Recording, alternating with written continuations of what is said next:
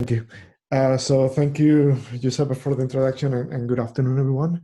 So as Giuseppe was telling you, I will give you an introduction on how to deal with Docker containers with Docker and Kubernetes in the EGI Cloud. This will be mostly just an introductory talk, giving you the main ideas of what you can do, so you can dig deeper into whatever you want to do, and maybe start getting ideas and contact back us so we can support you in doing the actual work.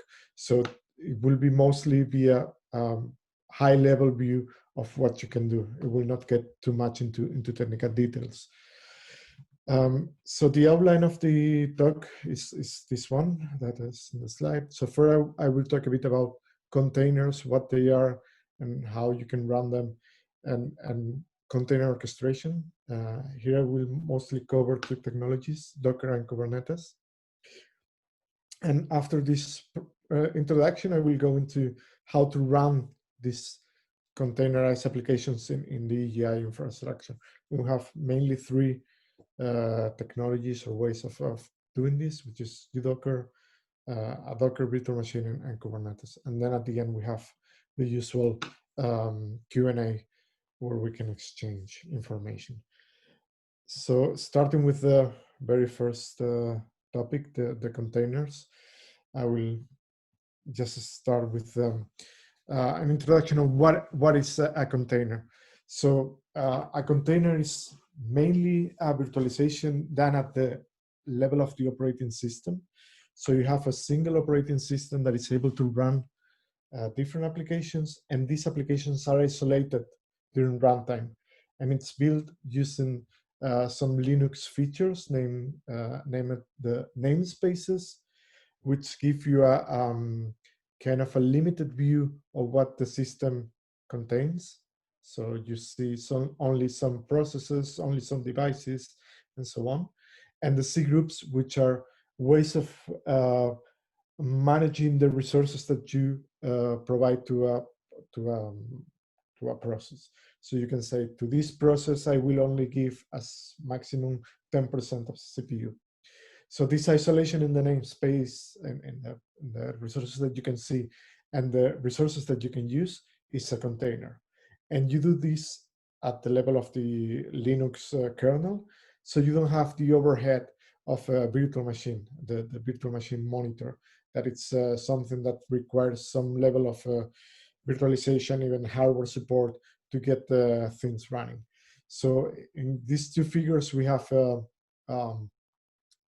two different situations. The first one on the left would be running a set of applications, A, B, C, and D, on top of virtual machines, on top of an hypervisor, a virtual machine monitor. And here you would have, so the infrastructure, the bare metal, then you have the hypervisor that is managing the different virtual machines on top of that. Then you have the virtual machines which run a complete copy of the operating system and provide a completely virtualized hardware environment. And then on top you have the application.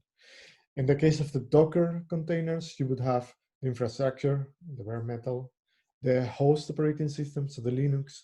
Then you, I didn't put it here, but you have a very thin layer of the container runtime that is the one that basically creates these different boxes here.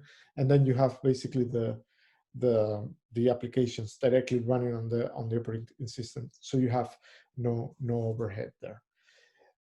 Say this, you don't need to run containers without a virtual machine, and you can, and in fact, in most of the cloud providers, you will run containers on top of virtual machines, basically because it's easier to manage. It provides some higher isolation between different tenants. So if you, even if these processes are isolated and shouldn't be able to communicate, they are sharing the same operating system, so they are potentially less secure than running in a completely isolated virtual machine.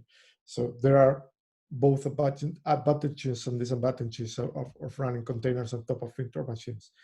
it will be more heavyweight, but you will get more isolation, and you can easily manage sets of containers within let's say, a boxed frame, which is a virtual machine. So why using containers? First, when you use a container, basically you create a package where you ship all the application code and dependencies on a single thingy. So it's very, very easy to move that package around and run it everywhere. So from your laptop where you do the development to the final production environment, moving through the test. So it's very easy to run the same thing everywhere. This also makes it easy to do separation of concerns, meaning the developer does the development and creates the container, and then the operator can just take that thing and put it on the production environment and run it as any other application in a container. You just manage it as every other thing. So it's very easy to separate what's development and what's operation.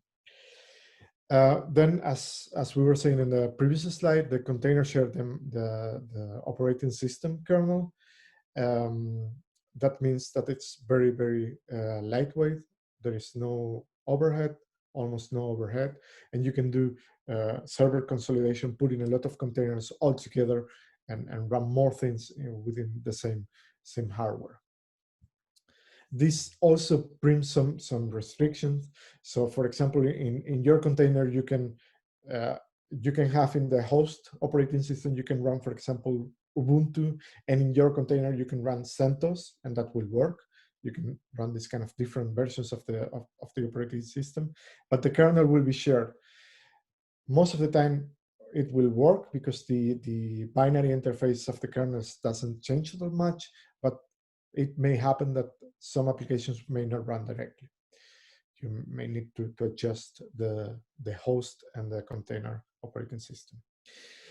And also containers run isolated from other applications. So you have, it's quite similar to a virtual machine. You're still seeing just a sandbox view of the system, and you don't get other applications to interfere with your own. So it's really nice to have this kind of virtualized sandbox view of the system.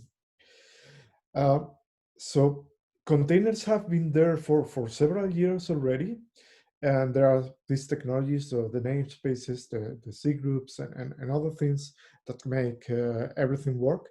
But the real, let's say, revolution or change came with Docker, which is a platform that is meant for building, shipping, and run these containerized applications.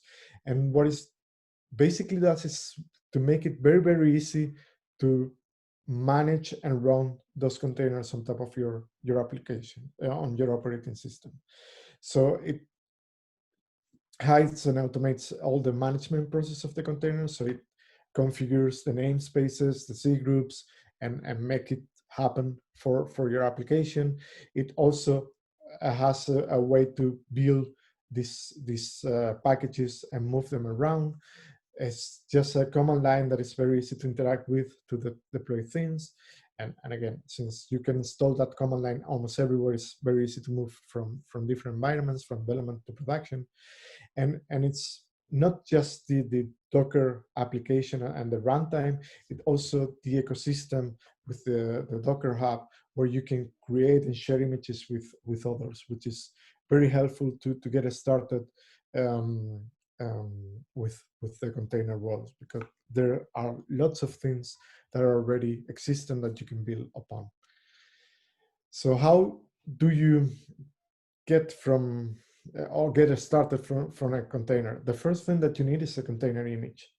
The container image is this package we were saying before. It's a kind of read-only templates from which the containers are started from. It's composed of layers of file systems that are just put one on top of the other, and at the end you see a union of all of those file systems. And you build them with a thing called a Docker file. This is very Docker specific, but at the end it's the most common and I would say that the one that is used everywhere. So the Docker file looks like this. This is an example taken from the Docker documentation. So I will go just through all of the different lines you have here. So the first one is the from. This is where you start from building the container. In this case, it's running from an image called Alpine. This is a very minimal Linux operating system, and you specify so which image and the version to use. So that's the starting point, and where you will start adding things to build your own container. Then you have this command here, the run, where you basically run a command on top of that container. In this case, is running the APK, which is the package manager of Alpine, to install some package. In this case, is running APK add Python to pip, so installing the pip system for installing Python packages. Then this copy is adding files to the image. So it's adding this file called requirements.txt to this path, just moving files into the Docker container. Then it's another run, so running another command, another set of copies. So it's basically building one step at a time what you want to have as a final image for running your container. There are multiple commands. This is not exhaustive at all, this list of commands to build the Dockerfile, but this is kind of a getting a started example. This last two, the expose this is the port where I want my container to listen for connections from the outside world, and what should be exposed when running this container. So this, whatever you run here should be listening at the port 5000. So Docker will manage the network to make the incoming connections get to that port. And CMD, this is the command that you want to run when you start the container. So when you do Docker run, which is running a container, it will run this application. So Python, the Python interpreter using this application.py file. So this is the description, and you build it. So you have a command that is Docker build, and will take this description and generate the image for you. Once you have the image, you can basically, you will have it in your local system, but you can also share it with other people. And that's where container registries come. So the container registry is basically a service where you can put and get Docker images from. The main one is Docker Hub, which is provided by the Docker company. It's a publicly available repository. For public containers is free. For private repositories, there are several pricing schemas. You have the possibility to upload your images there and share them with other people, but you also have official repositories. So you have images for almost any software you can think of. In this screenshot of the terminal, you can see the Docker run Ubuntu Bionic. Basically, this is taking the official Ubuntu image from Docker Hub and running, in this case, running this command, which is the cat etc issue, just to check that the version is the one that it's supposed to be. So you see, when I do Docker run, basically it will say, okay, I don't have this image that you're asking for locally, so I need to go to the Docker Hub, and it will do so. So it will download the different layers. So here you have 1, 2, 3, 4 layers. It will check that everything is okay. It's unloaded, and it was running just the command that is showing the version of Ubuntu. So it's quite nice because it's very integrated with the whole ecosystem, and you can easily get applications from others and build on top of that. This Docker Hub also provides automated builds, so you can specify a Docker file, And every time you change that Docker file that can be in a GitHub repository, Docker Hub will take care of producing a new version of your image. So you can always have the latest version available. So this is a screenshot of the Docker Hub. Just looking at, this is my own user, looking at a repository for EGI Fed Cloud, where we have some container images that we use for hooking into the EGI Cloud for the different providers. So you have here, yeah, just some examples of containers that you can easily run and reuse for your applications. So how to run the containers? So the simplest way would be just use Docker run, as shown in that terminal screenshot before. You just type Docker run whatever container you want to run and the command you want to run, and that's it. Normally what you usually do is start one container, one process in a single container, following this kind of microservices approach. And that basically runs fine. It's good for lots of use cases. But if you're starting to build more complex applications, things start to be a bit more complicated and you need something else. So there are several solutions. The first one is Docker Compose. Docker Compose is a kind of extension to Docker. Well, it's not an extension, it's a standalone tool, but uses Docker to define multi-container applications. And you basically have a file describing what you want to run. Three main things there. What you want to run, so it's called services. What are the containers you want to run? How you will communicate between them, so what are the network connections between them, and how you interact with the storage, so how you interact with persistency for those applications. And with this Docker Compose tool, you manage the whole thing with a single command. I have a slide showing just an example of a Docker Compose just next. This is fine when you running on a single machine, so you can run applications within a virtual machine or a bare metal machine with Docker, with multiple containers running and communicating between them.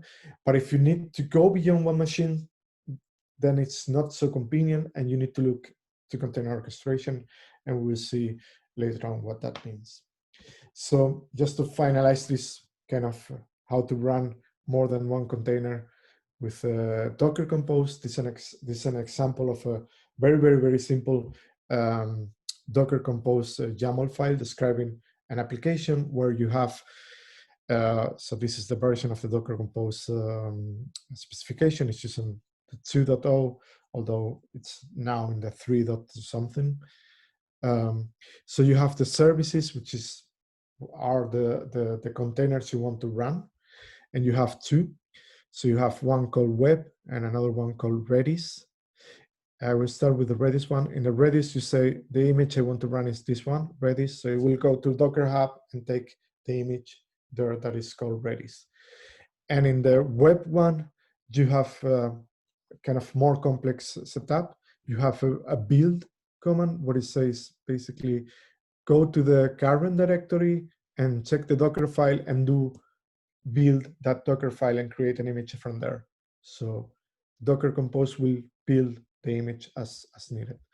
Then you have things like, I want to expose the port 5000 in this container, and I want to have some volumes for persistency. So /code in the container will be the current directory, and I will also have this log volume that is making a reference to this thing below, mounted as /var/log in my container runtime. And the other thing is you have these links. Basically, you're saying, I want this container, the web, to be linked to the Redis one, so they can see each other via the network. And what it will happen here is that the network connection will be done, and you will have a set of environment variables where it will tell you where exactly is the Redis container available, the IP, and the port where this will be listening. So you can easily communicate with these two containers. This is a very simple example. The specification of the Docker Compose is way more complex, but this is just to get you a feeling of what.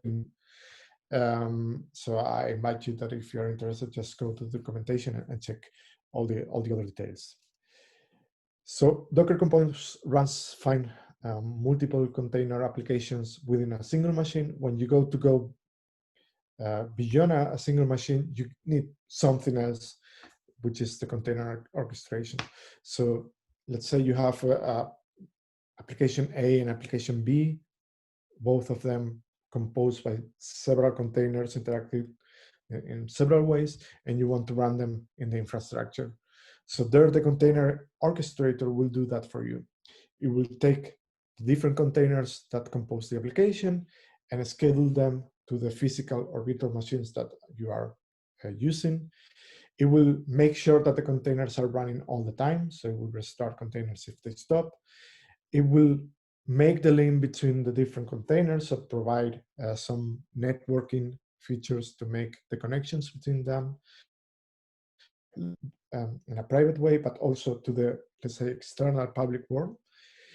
The orchestrator will also scale up and down the containers as you need them. For example, you can say, in application A, I want 6 copies of this container to be running all the time.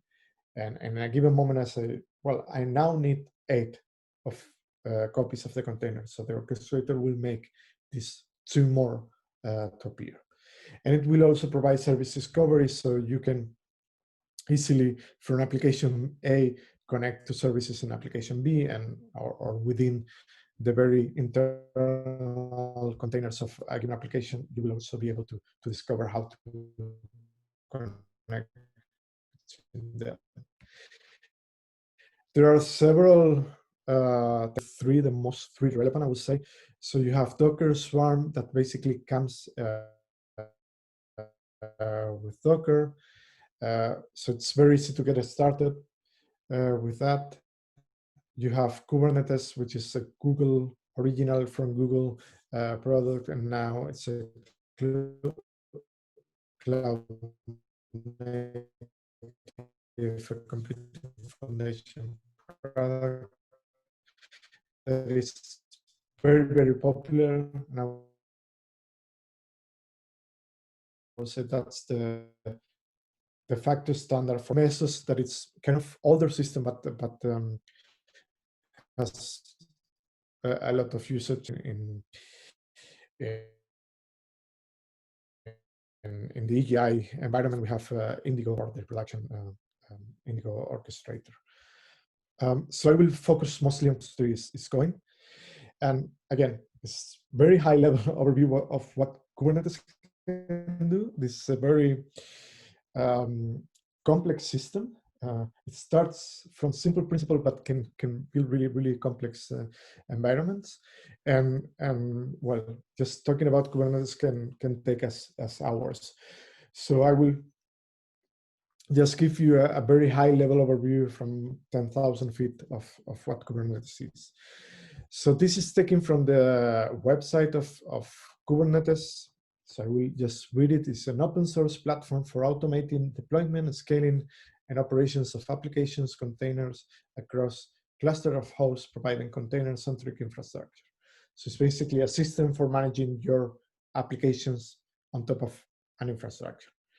So what it does is mainly takes your applications and place it into the nodes that you have available. It tries to recover automatically from any failure at any place. So if a node just fails, it will move the containers that were running there to another place. If a container running somewhere fails, it will try to execute it, and so on. So it will always try to keep the state as you need it to be. It provides the basic operations that you need for operations. So you have monitoring, logging, health checking, and some other to to basically allow you to treat consistently every application that you run on top of Kubernetes. And also enables containers to find each other with some service discovery features. So this was started by Google, but was soon put onto the open source. Now it's hosted by the Cloud Native Computing Foundation. It has a lot of contributors, a lot of users, and it's basically adopted by almost everyone in the let's say in the cloud area. So you have Google supporting it in their Google Cloud platform, but you also have Amazon supporting it in their AWS, Azure, and others are also supporting Kubernetes. So some principles of Kubernetes. So the first thing is that it uses a declarative model for everything. So you declare the state of your applications, and Kubernetes will try to make that state happen. So you say, for example, I want my application to be composed of 2 containers, and I want them to be running on separate nodes of the infrastructure. So taking that declaration, Kubernetes will take care of making it happen on your infrastructure. So you provide to the API the declaration of your state, and there are some agents checking that state that you declare, checking that if there is a change or not. And then there are controllers that progressively try to get the state that you declared. So if you said, I want containers to be running and there is 0, the controller will say, okay, let's start 1 and let's start a second one. And now I have the same state, everything's fine. Then we are good. But if something happens and suddenly the state changes and you have only 1, the controller and the agent monitor will detect and say, okay, there is a discrepancy in the state. I need to run 1 more copy of the container and make sure that we are back in 2. So this kind of self-healing mechanism gets built. Another principle is that there are no hidden APIs, so everything is very, very open. That makes it very easy to change one component for another. So normally you don't do that because even if it's maybe the API is simple, the component is not simple by itself, but you could potentially change the scheduler of Kubernetes to implement whatever policy of scheduling you want to do, and also bring some kind of immutability. So as the APIs are open and available, and you can see everything everywhere, so you know that if you implement the API as is expected, the system will always work in the same time, in the same way. And the other principle is try to provide workload portability, so you don't need to worry too much about the underlying infrastructure. Kubernetes will provide you a higher enough level of abstraction so you can just focus on describing your application. So it decouples the development and the description of the application from the clustering implementation. This also allows you to follow this cattle versus pets analogy. So you have your application described as things that are very easy to move around and to restart if they are killed, and not very precious single things that if they are killed, then you have a very big problem. So thanks to this portability, you can just basically move things around and keep things running, even if failure occurs from time to time.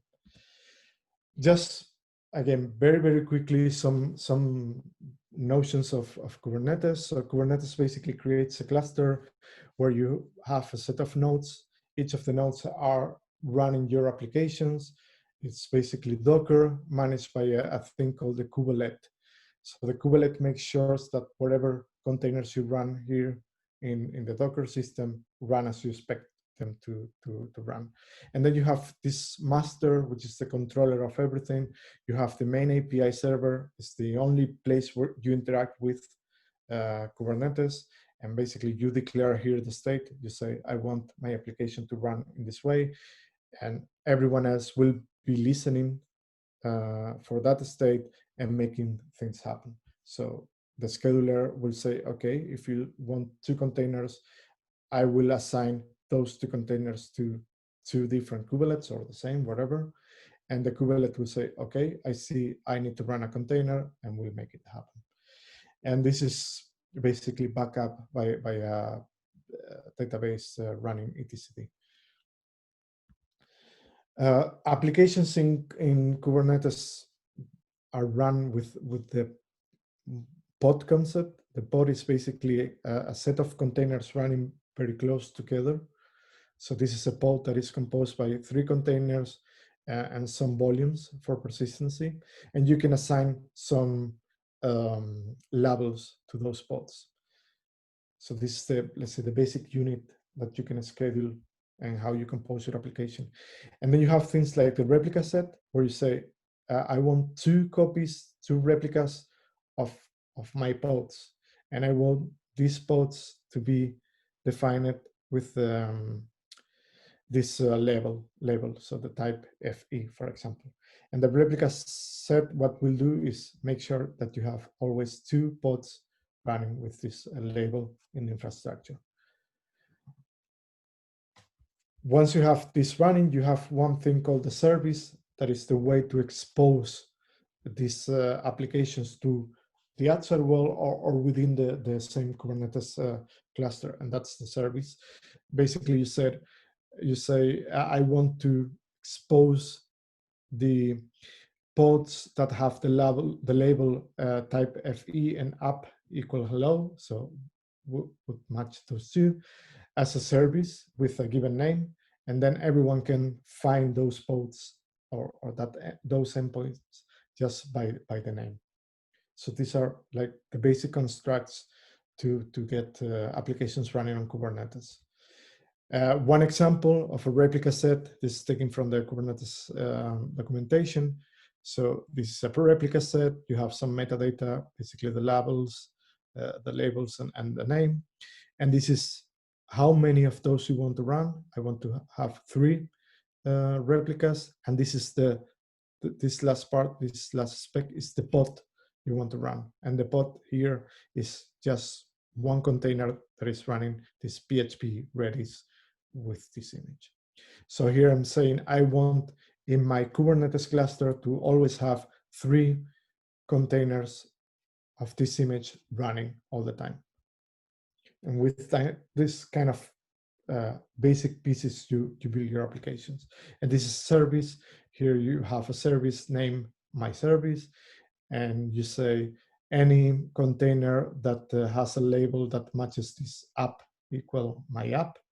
I want to be exposed via this name. And what I want to expose is these ports. Basically, I want to expose port 80, and the container will listen on 9376. Again, this is a very fast and high-level overview of things that you can run on Kubernetes. It can get very complex very easily, but just to get you a flavor of things that you can run with Docker and Kubernetes on the infrastructure. As things can get very complex very easily, there are tools like Helm that allow you to easily manage the applications on the infrastructure. So Helm is a kind of a package manager for Kubernetes. You have packages with ready-to-use applications. You just say Helm install whatever application, and it will create all the different descriptions as these ones to make your application run. This is very nice because it has a lot of ready-to-use charts with lots of common applications, so you just can take them and use them. No need to worry about many details. And normally the defaults are quite sane. and they are quite good to be run directly. So that was the introduction to Docker, Docker Compose, Kubernetes. Now moving to EGI, how we support containers on EGI. There are basically three ways of doing so. The first one is running a container as job. So we have the EGI high throughput compute that allows you to run jobs in the distributed infrastructure. You have a massive capacity to run the jobs. And this is really nice when you need to a lot of capacity and your application can be easily composed as a job, as a thing that takes an input, generates an output, and that's it. So when you use Docker here, so containers, the nice thing is that then your job is very easy to move around any kind of system. So why not using it also in the EGI HTC? The problem is that the Docker runtime requires root access to run your container. So we need alternative ways of doing so. Basically, there are two big systems. The first one will be Singularity, which is a container image and runtime specifically designed to run on this kind of batch systems. This comes from the US, and it basically can run any Docker image. It will convert it to this internal Singularity image, and it will run with a very secure setup in your batch system. Let's say the bad thing is that you need the system administrator to configure Singularity to make things happen. The other alternative is Docker, which is kind of similar. So it will allow you to run Docker containers, but it doesn't rely on Docker or any privileges. It's just trying to run the Docker container just as a normal user. So it just works quite easily on any system. Of course, the con of this approach is that if you really need any kind of root level access, you will not have it. But normally, as a job, you will not need any kind of root-like access. So uDocker, I put the link here. It's very easy to use. You can just install it on the fly as you start your job. So the first thing of your job can be just install uDocker. It only requires Python, so it's basically available everywhere. It provides a Docker-like CLI. So basically, it's, instead of Docker run, is uDocker run, and it will just work. It can also pull images from Docker Hub. It's quite modular, and it allows you to go and fine-grain adjust how to execute the images, although let's say the basic non-privileged system works just fine, and it supports CPGPUs and MPI applications, so it's quite suitable to do not just a simple jobs, but even going beyond and use advanced features. So uDocker is a quite nice way of running jobs as Docker containers in almost any system, including the EGI high throughput compute infrastructure. Then we have containers running on top of a cloud, let's say, and a more custom and user control way of running. So in this case, what we do is run Docker on top of virtual machines. We have this Docker image on the AppDB. Basically, you can just start that image as any other image of the EGI cloud, log into the image with SSH, and do Docker run, and it will just work.